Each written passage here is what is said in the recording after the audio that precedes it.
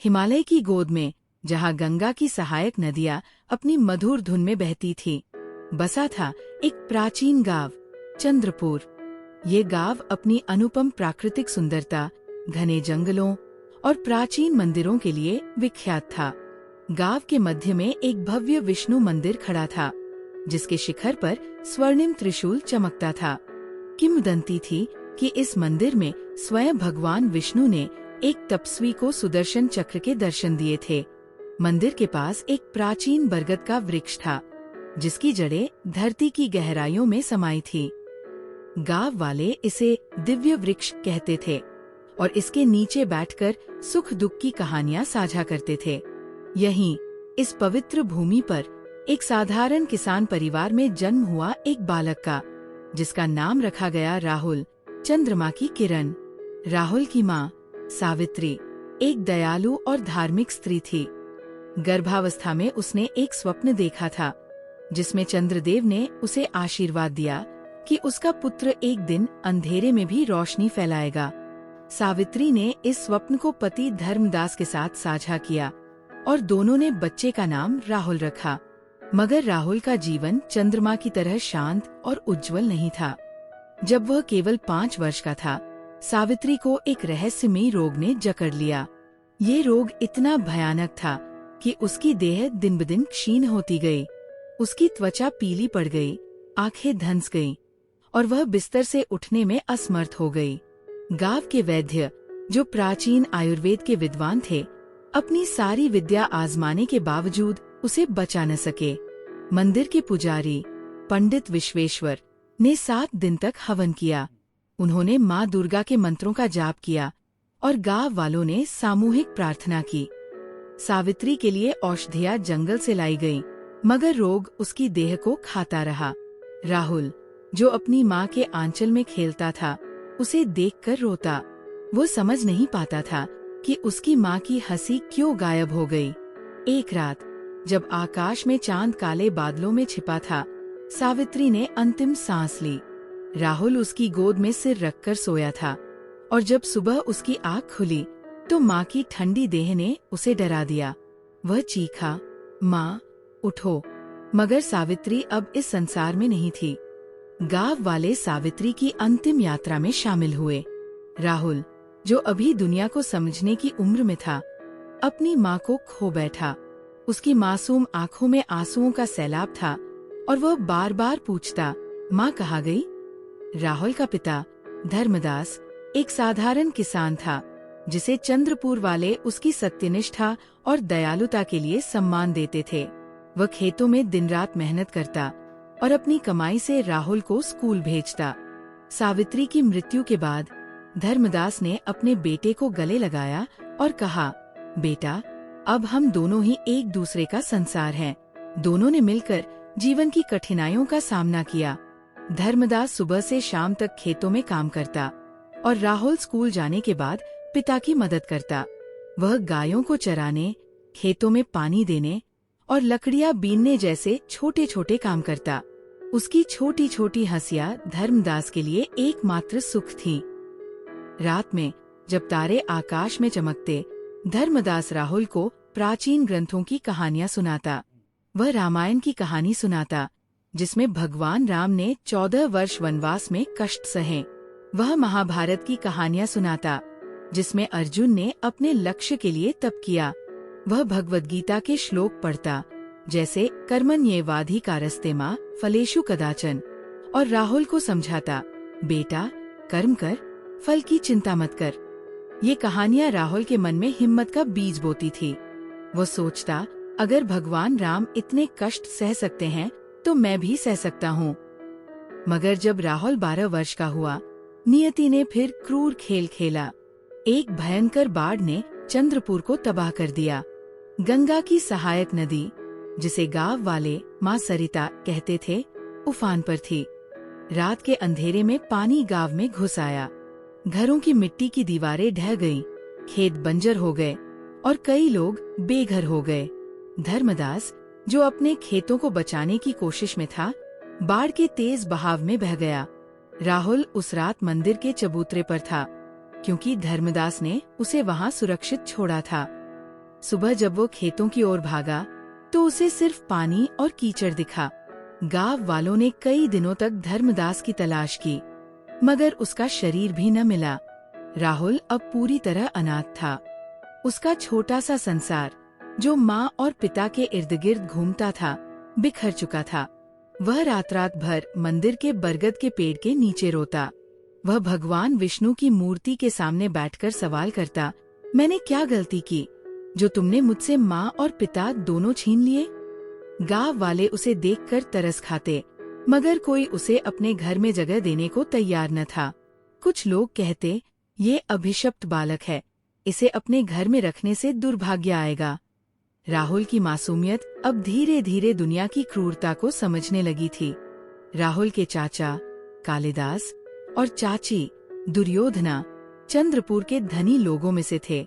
कालिदास को खेती और व्यापार का अच्छा ज्ञान था। वह गांव के बाजार में अनाज और कपड़ों का व्यापार करता था और उसका रसूख गांव से लेकर शहर तक था। दुर्योधना का स्वभाव कठोर था और वह अपनी सत्ता और धन के लिए जानी जाती थी। धर्मदास की मृत्यु के बाद कालिदास ने राहुल को अपने घर में रखने का दिखावा किया। उन्होंने गांव वालों को दिखाया कि वे अनाथ भतीजे की देखभाल कर रहे हैं, मगर यह दिखावा ज्यादा दिन न चला। कालिदास और दुर्योधना ने धर्मदास की पुश्तैनी जमीन और छोटा सा मकान अपने नाम कर लिया। उन्होंने गांव के पंचायत में जाकर झूठे कागजात बनवाए और राहुल को कुछ न मिला। एक रात जब आकाश में काले बादल गरज रहे थे और बिजलियां चमक रही थी, दुर्योधना ने राहुल को घर से निकाल दिया। उसने चिल्लाकर कहा, तू अब हमारे लिए बोझ है, तेरा यहाँ कोई हक नहीं, अपने रास्ते जा। राहुल ने गिड़गिड़ाया, चाची, मेरे पास जाने को कोई जगह नहीं है। मगर कालिदास ने उसे धक्का देकर बाहर निकाल दिया और दरवाजा बंद कर लिया। 12 साल का राहुल, जिसके पास न कपड़े थे न भोजन, गांव के बाहर उस बरगद के पेड़ के नीचे रात गुजारने को मजबूर हुआ। उस रात बारिश ने उसे भिगो दिया। वह कांपता रहा और उसकी आंखों से आंसू बारिश के साथ बहते रहे। गांव वालों को ये अन्याय दिखा, मगर कालिदास का रसूख इतना था कि कोई खुलकर कुछ न बोला। कुछ लोग चुपके से राहुल को रोटी दे देते, मगर कोई उसे स्थायी आश्रय देने को तैयार न था। राहुल अब समझ गया था कि दुनिया में सिर्फ अपने बल पर ही जीवित रहना होगा। अगले 3 साल राहुल ने खुले आसमान के नीचे बिताए। ये समय उसके लिए किसी अग्नि परीक्षा से कम नहीं था। गर्मी की तपती धूप में उसकी त्वचा झुलस जाती। वह पेड़ों की छाव तलाशता, मगर कई बार जंगल में भटकते हुए उसे कोई आश्रय न मिलता। सूरज की किरणें उसके शरीर पर घाव छोड़ती और वह दर्द से कराहता। सर्दी की रातों में जब ठंड हड्डियां जमा देती, वह सूखी पत्तियों का ढेर इकट्ठा कर आग जलाता, मगर कई बार बारिश में वह भीग जाता और आग बुझ जाती। वह ठंड से कांपता और कई रातें ऐसी थी जब वो भूख और ठंड से बेहाल होकर बेहोश हो जाता। बारिश के मौसम में ओले पड़ते जो उसके शरीर पर चोट की तरह लगते। एक बार ओलों ने उसके सिर पर चोट की और खून बहने लगा। वह मंदिर के चबूतरे पर भागा, जहाँ पुजारी ने उसका प्राथमिक उपचार किया। जंगल में भटकते हुए उसे जंगली जानवरों का डर सताता। एक रात एक भेड़िए ने उसका पीछा किया। राहुल ने भागकर एक पेड़ पर चढ़कर अपनी जान बचाई, मगर पूरी रात वो पेड़ पर ही कांपता रहा। दूसरी बार एक सांप ने उसे डसने की कोशिश की, मगर वह किसी तरह बच गया। भूख उसका सबसे बड़ा दुश्मन थी। वो जंगल से जामुन और बेर बीनता और कभी कभी मंदिर में भक्तों द्वारा चढ़ाए गए प्रसाद के टुकड़ों पर गुजारा करता। कई दिन ऐसे थे जब उसे एक टुकड़ा रोटी भी नसीब न होती और वो भूख से तड़पता। इन कठिनाइयों ने राहुल के शरीर को कमजोर किया, मगर उसके मन में एक अजीब सी ताकत जागी। वह मंदिर में बैठकर भगवान विष्णु से प्रार्थना करता। एक रात जब वह बरगद के पेड़ के नीचे सो रहा था, उसे स्वप्न में एक साधु दिखा। साधु ने सुनहरे वस्त्र पहने थे और उनके हाथ में एक कमल था। उन्होंने कहा, राहुल, तेरा जीवन दुखों की आग में तपने के लिए है। जैसे सोना आग में तपकर कुंदन बनता है, वैसे ही तू अपने कर्मों से अपनी नियति बनाएगा। इस स्वप्न ने राहुल को नई हिम्मत दी। उसके पास एक पुरानी किताब थी जो उसके पिता की थी। उसमें रामायण, महाभारत और भगवद गीता की कहानियां थीं। राहुल रात में तारों के नीचे बैठकर ये किताब पढ़ता। वह अर्जुन की कहानी पढ़ता और सोचता, अगर अर्जुन इतने कष्टों से जीत हासिल कर सकता है तो मैं क्यों नहीं। वह हर रात मंदिर में दीप जलाता और प्रार्थना करता कि उसे हिम्मत मिले। 15 साल की उम्र में राहुल की मुलाकात हुई हरिशंकर से, जो चंद्रपुर का एक व्यापारी था। हरिशंकर की अनाज की दुकान थी और वह अपनी ईमानदारी के लिए जाना जाता था। उसने राहुल की दुर्दशा देखी और उसे अपनी दुकान में काम करने का मौका दिया। राहुल दिन रात मेहनत करता। वह भारी अनाज के बोरे ढोता, दुकान साफ करता और ग्राहकों की सेवा करता। कई बार बोरे ढोते हुए वो गिर जाता और उसका शरीर दर्द से चीख उठता। एक बार एक भारी बोरा उसके पैर पर गिरा और उसका पैर सूज गया, मगर वह रुका नहीं। उसकी मेहनत देखकर हरिशंकर ने उसे एक छोटी सी तनख्वाह देनी शुरू की। राहुल ने उस पैसे को संभाल कर रखा। वह जानता था कि यह उसकी नई शुरुआत है। कई महीनों की मेहनत के बाद राहुल ने नदी के किनारे एक टूटी फूटी झोपड़ी बनाई। यह झोपड़ी बांस, पत्तियों और मिट्टी से बनी थी।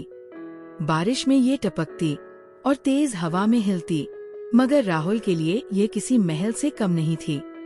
पहली बार उसे लगा कि उसके पास कुछ अपना है। वह रात को अपनी झोपड़ी में लेटकर तारों को देखता और सोचता, शायद भगवान मुझे अब एक नया रास्ता दिखा रहे हैं। हरिशंकर ने उसे एक पुराना कंबल और कुछ बर्तन दिए, जिससे उसकी जिंदगी थोड़ी आसान हुई। 19 साल की उम्र तक राहुल ने अपनी मेहनत से चंद्रपुर वालों का थोड़ा सम्मान कमाया। लोग अब उसे राहुल बाबू कहने लगे। तभी उसकी मुलाकात हुई राधा से, जो पड़ोस के गांव की एक साधारण लड़की थी। राधा की हंसी और सादगी ने राहुल के मन को छू लिया। वह एक धार्मिक परिवार से थी और मंदिर में भजन गाया करती थी। राहुल और राधा की मुलाकात विष्णु मंदिर में हुई, जहां दोनों एक साथ पूजा करते थे। राधा ने राहुल के दुखों की कहानी सुनी और कहा, तुम्हारे दुख मुझे अपने लगते हैं, मैं तुम्हारा साथ दूंगी। दोनों में गहरा प्रेम पनपा। राधा की मुस्कान राहुल के लिए एक नई उम्मीद थी। 20 साल की उम्र में राहुल ने राधा से शादी कर ली। ये शादी मंदिर में सादे समारोह में हुई। गांव के कुछ लोग शामिल हुए और हरिशंकर ने नव दंपति को आशीर्वाद दिया। राधा ने राहुल की झोपड़ी को घर बना दिया। उसने दीवारों पर मिट्टी की पुताई की, फूलों से सजाया और छोटा सा चूल्हा बनाया। दोनों मिलकर सपने देखते, एक सुखी परिवार, बच्चे और एक बेहतर भविष्य। राधा की हंसी राहुल के दुखों को भुला देती थी। वह रात को उसे गीत सुनाती और राहुल को लगता कि उसका जीवन अब संवर जाएगा। मगर नियति को कुछ और मंजूर था। 22 साल की उम्र में जब राधा माँ बनने वाली थी, प्रसव पीड़ा में उसकी हालत बिगड़ गई। गांव में कोई अच्छा वैद्य नहीं था और शहर का अस्पताल मीलों दूर था। राहुल ने राधा को बैलगाड़ी पर लादकर शहर ले जाने की कोशिश की। रास्ते में कीचड़, बारिश और अंधेरे ने उसका साथ नहीं दिया। राधा दर्द से चीख रही थी और राहुल उसे संभालने की कोशिश करता रहा, मगर रास्ते में ही राधा ने दम तोड़ दिया। बच्चा भी नहीं बचा। राहुल की दुनिया फिर से उजड़ गई। वह राधा की देह को गांव लाया और नदी किनारे उसका अंतिम संस्कार किया। वह रात रात भर अपनी झोपड़ी में बैठकर रोता, भगवान से सवाल करता, मैंने क्या गुनाह किया कि तुमने मुझसे मेरा सब कुछ छीन लिया। वह राधा की स्मृति में मंदिर में दीप जलाता और प्रार्थना करता कि उसकी आत्मा को शांति मिले। 25 साल की उम्र में जब राहुल अपने दुखों में डूबा था, चंद्रपुर का एक व्यक्ति विश्वनाथ उसके पास आया। विश्वनाथ सरपंच का चुनाव लड़ रहा था और उसने राहुल से वोट मांगा। राहुल ने हामी भर दी, मगर उसके मन में सवाल उठा, ये सरपंच क्या होता है, चुनाव क्या है। उसने गांव वालों से बातचीत शुरू की, उनकी समस्याएं सुनी। उसे पता चला कि चंद्रपुर में पानी की भयंकर कमी थी। गांव की औरतें मीलों दूर नदी से पानी लाती थी। रास्ते टूटे हुए थे, जिससे बैलगाड़ियां फंस जाती थी। स्कूल की हालत इतनी खराब थी कि बच्चे खुले आसमान के नीचे पढ़ते थे। राहुल के मन में एक नया सपना जागा। वो सरपंच बनकर गांव की सेवा करना चाहता था। उसने मंदिर में जाकर भगवान विष्णु से प्रार्थना की, हे प्रभु, अगर मेरे जीवन का कोई उद्देश्य है तो मुझे रास्ता दिखाओ। उस रात उसे फिर स्वप्न में वही साधु दिखा, जिसने कहा, राहुल, तेरा जीवन गांव की सेवा के लिए है। तू हार से डर मत, क्योंकि हर हार तुझे मजबूत बनाएगी। इस स्वप्न ने राहुल को नई हिम्मत दी। 28 साल की उम्र में राहुल ने पहली बार सरपंच का चुनाव लड़ा। वह दिन रात गांव वालों से मिला, अपनी योजनाएं बताईं, पानी की व्यवस्था, स्कूल की मरम्मत और सड़कों का निर्माण। मगर कालिदास और उसके साथियों ने उसके खिलाफ दुष्प्रचार किया। उन्होंने गांव वालों को भड़काया कि राहुल एक अनपढ़, गरीब लड़का है जो गांव का भला नहीं कर सकता। राहुल हार गया। 30 साल की उम्र में उसने फिर कोशिश की, मगर फिर हार गया। 33 साल में तीसरी कोशिश, फिर हार। 36 साल तक वो बार बार हारता रहा। प्रत्येक हार ने उसके आत्मविश्वास को चोट पहुंचाई। लोग उसका मजाक उड़ाने लगे। कालिदास ने तंज कसा, तू अनाथ है, तुझे गांव चलाना नहीं आता। राहुल का मन टूट गया। उसने ठान लिया, अब मैं कभी चुनाव नहीं लड़ूंगा। राहुल वापस अपनी दुकान पर मेहनत करने लगा। वो हरिशंकर की दुकान में अब तक का सबसे भरोसेमंद कर्मचारी बन चुका था। एक दिन दुकान पर काम करते हुए वो अपने मालिक के सामने अपने दुख बयान कर रहा था। वो बोला, हे भगवान, जब इतने दुख देने थे तो मुझे जन्म ही क्यों दिया।